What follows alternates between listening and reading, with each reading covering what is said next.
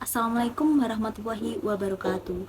Perkenalkan, nama saya Nur Anggraini. Saya dari Prodi PPKN semester 6. Di video ini, saya akan mempresentasikan materi sejarah dan teori hukum adat untuk memenuhi tugas mata kuliah hukum adat. Materi bab 4, sejarah dan teori hukum adat, terdiri dari 4 pembahasan. Yang pertama yaitu sejarah hukum adat, yang kedua yaitu sejarah politik hukum adat, yang ketiga yaitu teori pemberlakuan hukum adat di Indonesia, yang keempat yaitu akulturasi budaya lokal ke dalam hukum Islam Indonesia. Baik, kita mulai pembahasan yang pertama yaitu sejarah hukum adat. Sejarah hukum adat terdiri dari dua, yaitu yang pertama sejarah sebelum kemerdekaan, yang kedua sejarah setelah kemerdekaan. Sejarah sebelum kemerdekaan dimulai dari zaman Daendels, yaitu tahun 1808 sampai 1811, yang beranggapan bahwa memang ada hukum yang hidup dalam masyarakat adat tetapi derajatnya lebih rendah dari hukum Eropa. Jadi tidak memengaruhi apa-apa sehingga hukum Eropa tidak akan mengalami perubahan karenanya. Yang kedua yaitu zaman Raffles yang pada tahun 1811 sampai 1816.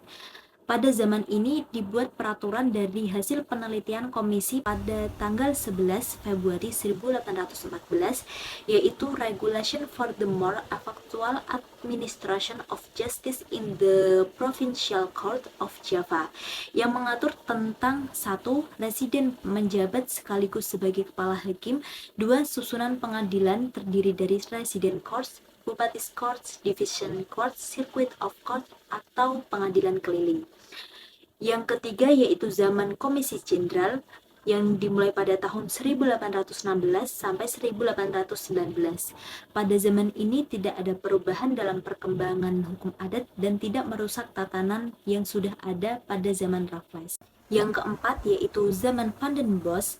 Pada zaman ini hukum waris itu dilakukan menurut hukum Islam serta hak atas tanah adalah campuran antara peraturan Brahmin dan Islam. Yang kelima yaitu zaman CHR Bauk. Pada zaman ini, putra-putra Indonesia sudah menulis disertasi tentang hukum adat di perguruan tinggi di Belanda, antara lain yaitu Kusuma Atmaja yang menulis tentang wakaf pada tahun 1922. Yang kedua yaitu Subroto yang menulis tentang gadai sawah pada tahun 1925.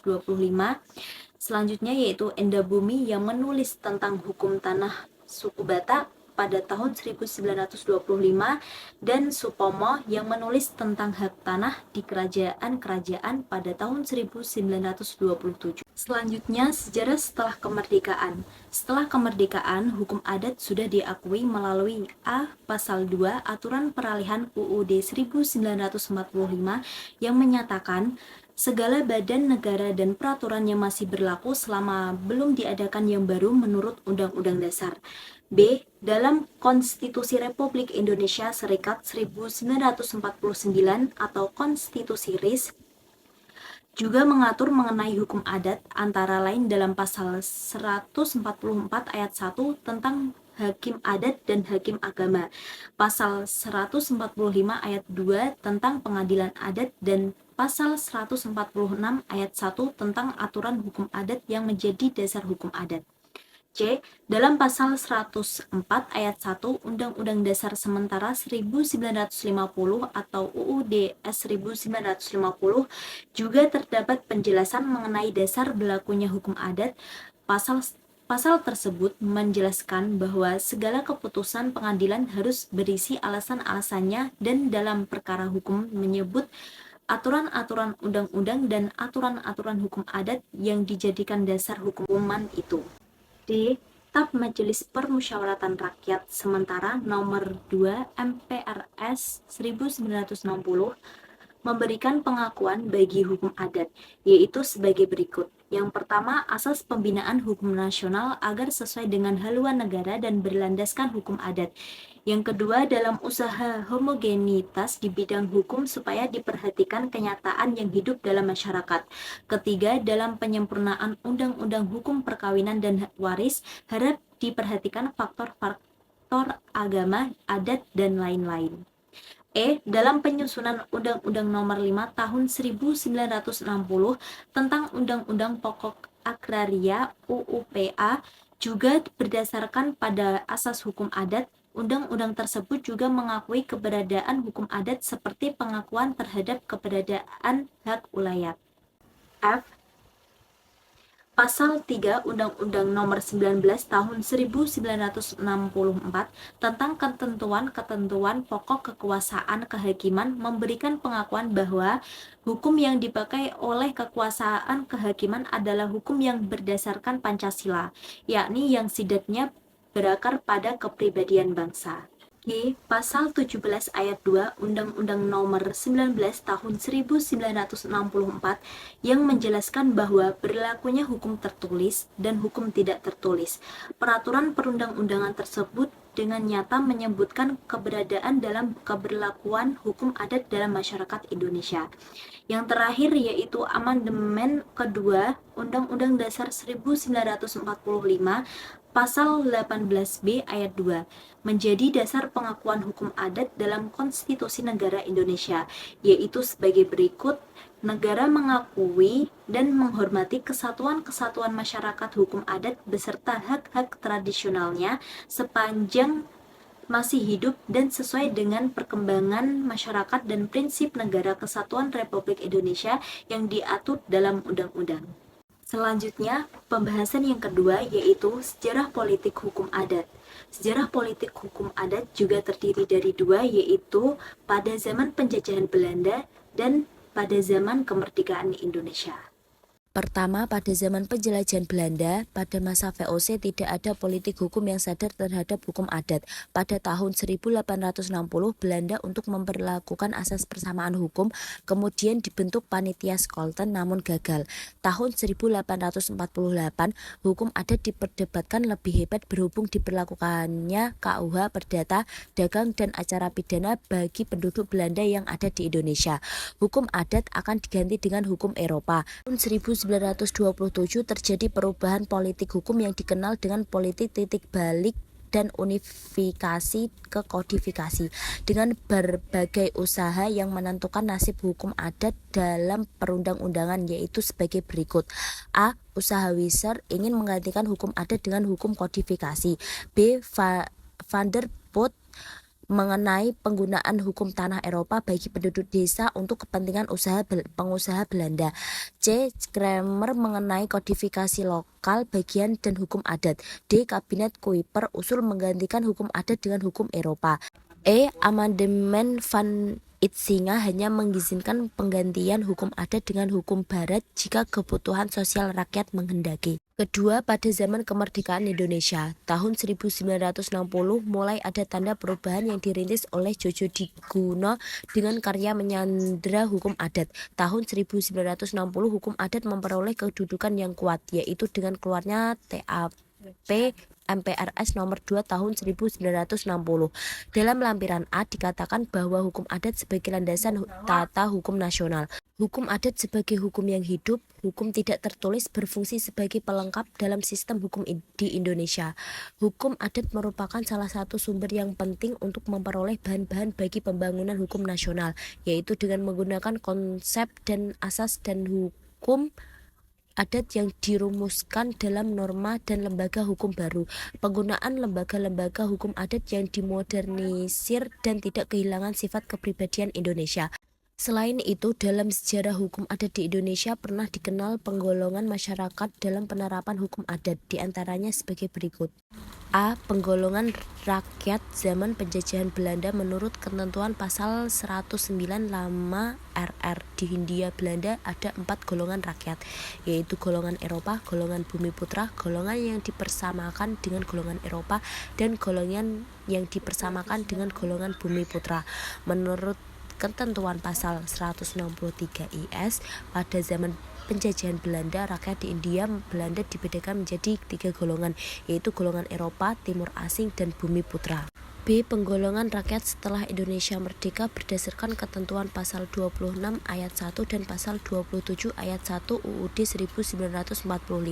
Secara konstitusional, penduduk Indonesia dibedakan menjadi dua macam warga negara, yaitu WNI dan WNA. Jadi penggolongan rakyat dalam tiga golongan pada zaman penjajahan Belanda secara formal sudah tidak mempunyai kekuatan hukum lagi. Selanjutnya, pembahasan yang ketiga yaitu teori pemberlakuan hukum adat di Indonesia yang terdiri dari pertama, teori reception in complexu, yang kedua, teori recepti, yang ketiga, teori receptio contrario.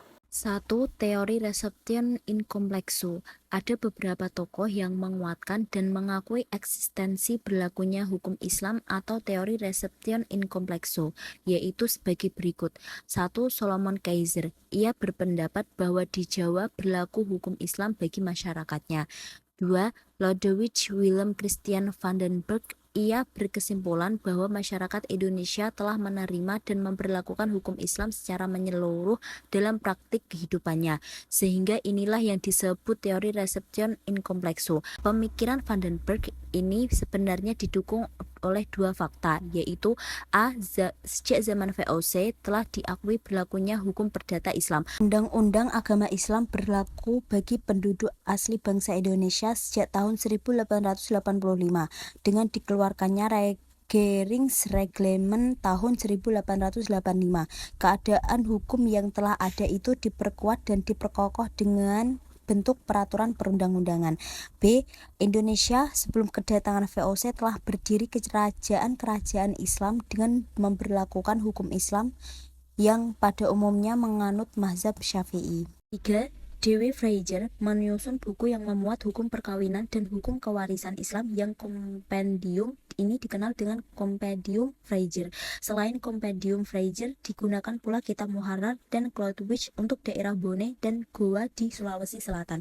Selain dikuatkan oleh beberapa pendapat tokoh, hukum Islam juga dikuatkan dengan adanya peraturan perundang-undangan yang dikeluarkan oleh VOC pada tanggal 25 Mei 1760. Peraturan ini dikenal Resoluti der Indis Regiering. Dalam resolusi tersebut ditegaskan bahwa bagi kaum muslimin berlaku hukum agamanya. Dengan demikian nyatalah bahwa posisi hukum Islam pada saat itu sangat kuat dan berlangsung kira-kira mulai tahun 1602 sampai 1800. 2. Teori resepti. Teori resepti merupakan sebuah teori yang menyatakan bahwa hukum Islam hanya bisa diperlakukan untuk orang Indonesia bila ia telah diterima oleh hukum adat. Teori dipelopori oleh Christian dan Cornelis pada tahun 1857 sampai 1936. Teori ini bertentangan dengan teori reception in complexu. Menurut teori resepti, hukum Islam tidak secara otomatis berlaku bagi orang Islam.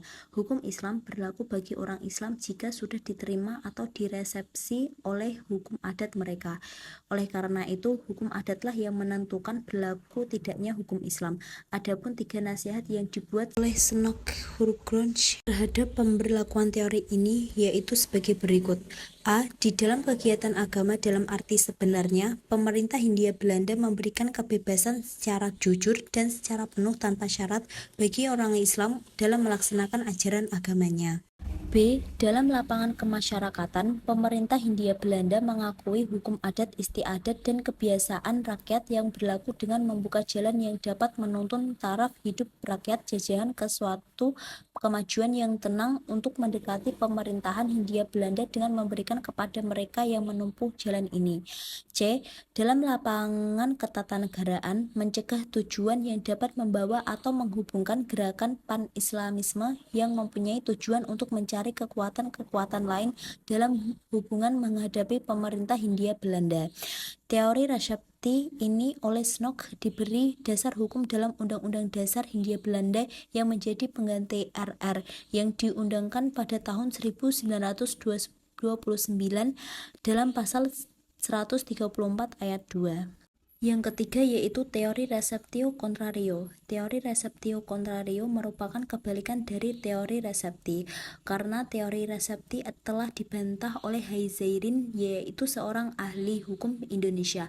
Pada konferensi Departemen Kehakiman Salatiga tahun 1950, Haizairin mengatakan bahwa hukum Islam yang berlaku di Indonesia bukanlah didasarkan oleh hukum adat, namun atas dasar Al-Quran dan hadis. Bahkan ia menyebutkan bahwa teori resepti Snok adalah teori iblis. Atas dasar inilah Haizairin melahirkan satu teori yang sesuai dengan keyakinan, cita-cita hukum, dan cita-cita moralnya, yaitu teori ini mengemukakan bahwa hukum adat bisa berlaku bagi orang Islam manakala tidak bertentangan dengan hukum Islam. Setelah berlakunya UUD 1945, hukum Islam berlaku bagi masyarakat Indonesia secara mandiri tanpa tergantung pada penerimaan hukum adat. Hal ini termuat pada pasal 29 UUD 1945. Menurut Hartono, seorang praktisi hukum, pasal ini paling tidak mengandung 3 makna berikut. A. Negara tidak boleh membuat peraturan perundang-undangan atau melakukan kebijakan-kebijakan yang bertentangan dengan dasar keimanan kepada Tuhan Yang Maha Esa.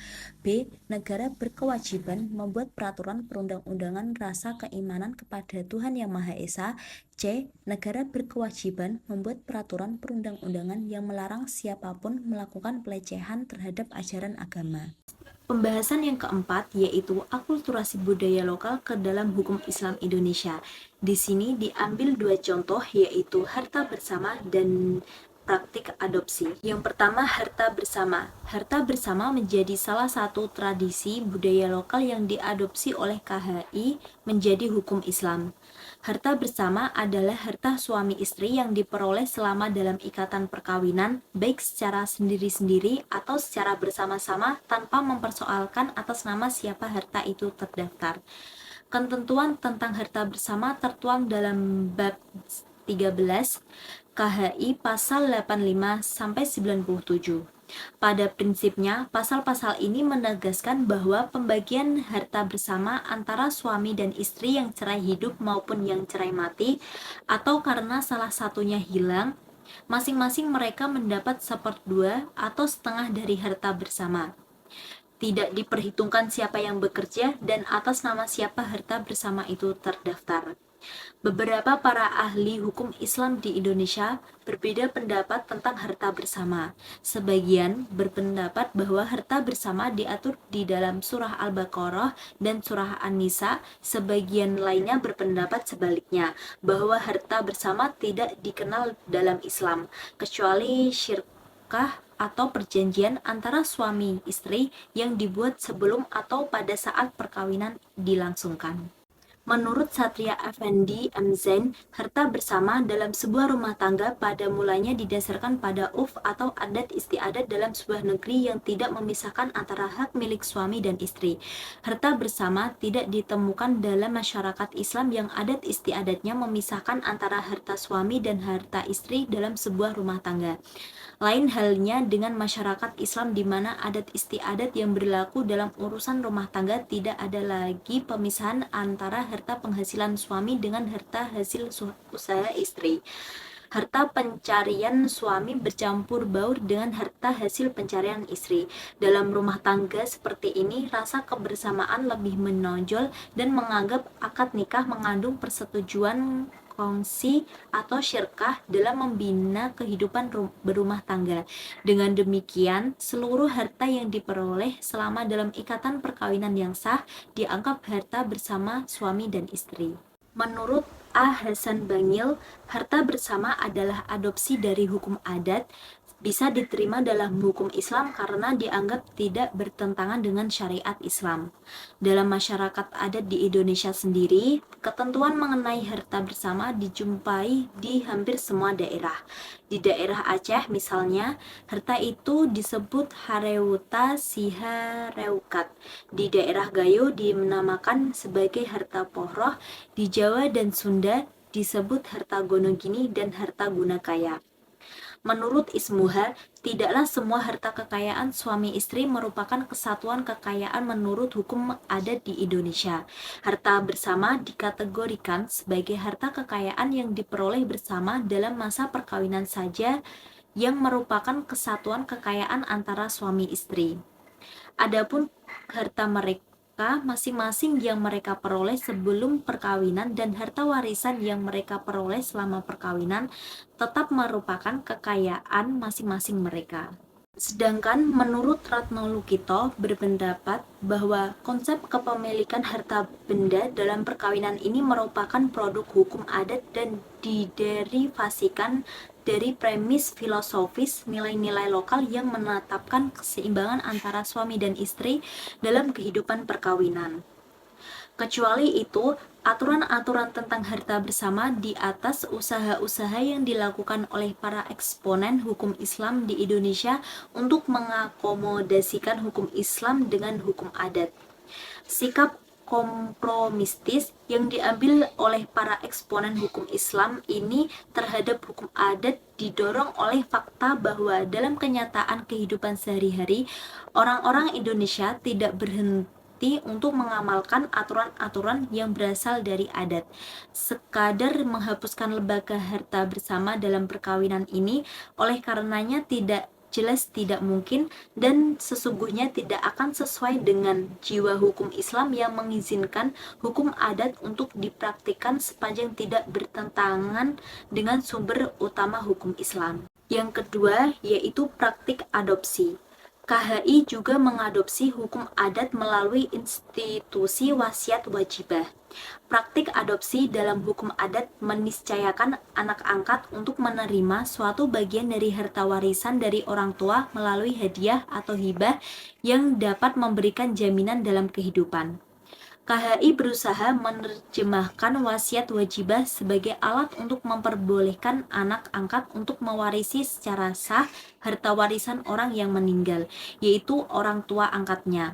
Lebih dari itu, kompilasi juga menentukan bahwa orang tua angkat tersebut mempunyai hak yang sah untuk menjadi penerima wasiat wajibah, sebab dalam pandangan KHI, hubungan antara anak angkat dan orang tua angkat sebegitu dekatnya sehingga kata kerabat dekat atau al-aqrabin dalam ayat tentang wasiat dapat diterjemahkan sebagai kedua anak angkat dan orang tua angkat. Persetujuan secara diam-diam terhadap praktik adopsi ini dengan demikian diperkuat oleh kompilasi hukum Islam yang mengakui suatu hubungan yang baru dan bersifat dua arah dalam hal kewarisan antara anak angkat dan orang tua angkat melalui institusi wasiat wajibah.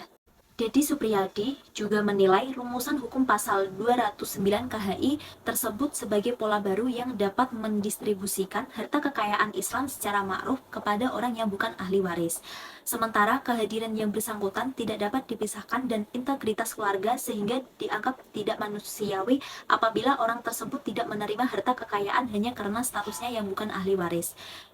Dengan demikian, rumusan pasal 209 KHI dianggap memenuhi nilai-nilai kemaslahatan dalam menjaga hubungan kemanusiaan dan kemaslahatan keluarga. Sekian presentasi dari saya. Apabila ada pertanyaan, mohon bisa ditanyakan lewat kolom komentar di bawah ini. Dan apabila ada tutur kata yang kurang berkenan, saya mohon maaf yang sebesar-besarnya. Duduk sendiri tanpa kekasih, cukup sekian dan terima kasih. Wassalamualaikum warahmatullahi wabarakatuh.